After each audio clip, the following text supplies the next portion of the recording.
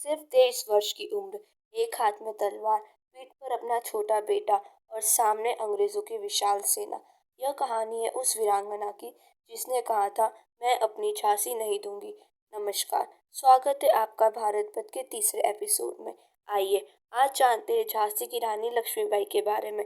19 नवंबर 1828 को उत्तर प्रदेश के वाराणसी में एक कन्या का जन्म हुआ। उनका नाम रखा गया मणिकर्णिका, लेकिन परिवार उन्हें प्यार से मनु बुलाता था। उनके पिता मोरोपंत तांबे मराठा ब्राह्मण थे और माता भागीरथी बाई धार्मिक और संस्कारी थी।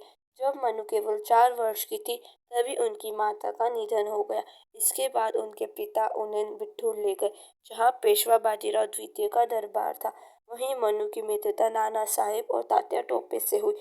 मनु साधारण लड़कियों की तरह नहीं थी। उन्हें घुड़सवारी, तलवारबाजी, धनुष चलाना और युद्ध कला सीखना बहुत पसंद था। उनके प्रिय घोड़ों के नाम सरंगी, पवन और बादल बताए जाते हैं। 1842 में उनका विवाह झांसी के महाराजा गंगाधर राव से हुआ। विवाह के बाद वाराणसी की मनु झांसी की लक्ष्मीबाई कहलाई। कुछ वर्षों बाद उन्हें एक पुत्र हुआ, लेकिन दुर्भाग्य से वह शिशु कुछ ही महीनों में चल बसा। यह दुख पूरे राज परिवार के लिए बहुत बड़ा था। बाद में महाराजा गंगाधर राव ने एक बालक को गोद लिया, जिसका नाम दामोदर राव रखा गया। उन्होंने चाहा कि वही झांसी का उत्तराधिकारी बने, लेकिन 1853 में महाराजा गंगाधर राव का निधन हो गया। उसी समय भारत में अंग्रेजी शासन तेजी से फैल रहा था। गवर्नर जनरल लॉर्ड डलहौसी ने डॉक्ट्रिन ऑफ लैप्स, दत्तक उत्तराधिकारी को मान्यता न देने की नीति लागू की। इस नीति के अनुसार यदि किसी राजा का सगा पुत्र नहीं होता तो उसका राज्य अंग्रेज अपने अधीन कर लेते थे। अंग्रेजों ने दामोदर राव को उत्तराधिकारी मानने से इनकार कर दिया और झांसी को अपने अधिकार में लेने की कोशिश की। तब रानी लक्ष्मीबाई ने दृढ़ स्वर में कहा, मैं अपनी झांसी नहीं दूंगी। यदि यही वाक्य आगे चलकर भारतीय स्वतंत्रता संग्राम का प्रतीक बन गया। 1857 में भारत का प्रथम स्वतंत्रता संग्राम शुरू हुआ।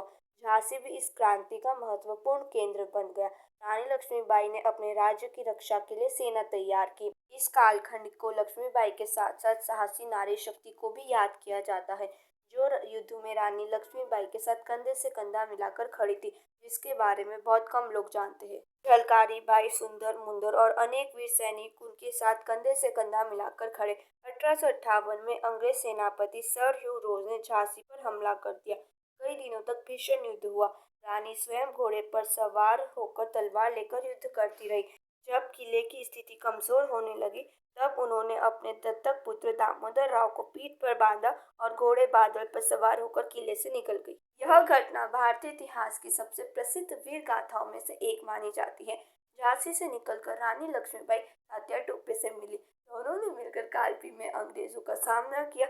इसके बाद उन्होंने ग्वालियर के किले पर भी अधिकार कर लिया।